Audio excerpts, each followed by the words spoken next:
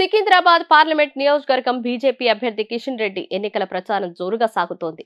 ప్రతిరోజు 2 లేదా 3 అసెంబ్లీ నియోజకవర్గాల సెగ్మెంట్లలో ప్రచారం చేస్తున్న కిషన్ రెడ్డి నేడు కూడా నియోజకవర్గంలోని పలు ప్రాంతాల్లో పర్యటించారు. అంతేకాకుండా ఇతర నియోజకవర్గాల్లో కూడా బీజేపీ రాష్ట్ర అధ్యక్షుడు హోదాలో ఎన్నికల ప్రచారం నిర్వహించారు.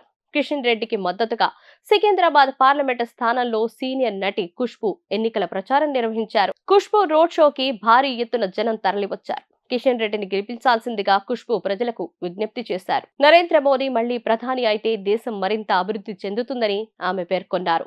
5 దశాబ్దాల కాలంలో ఎప్పుడూ సాధ్యం కాని అభివృద్ధిని నరేంద్ర మోదీ చేసి చూపించారని, అందుకే బీజేపీకి ఓటు వేసి అభివృద్ధిని కొనసాగించాలని ఆమె ప్రజలకు పిలుపునిచ్చారు.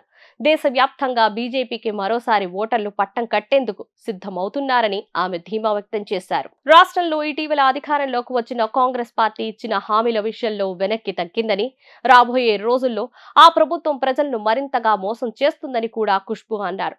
మొత్తానికి స్టార్ క్యాంపెయినర్ ని తీసుకువచ్చి ప్రచారం చేస్తున్న కిషన్ రెడ్డి గెలుపు ఖాయమంటూ ఇప్పటికే పలు సర్వే రిపోర్టులు వచ్చాయి.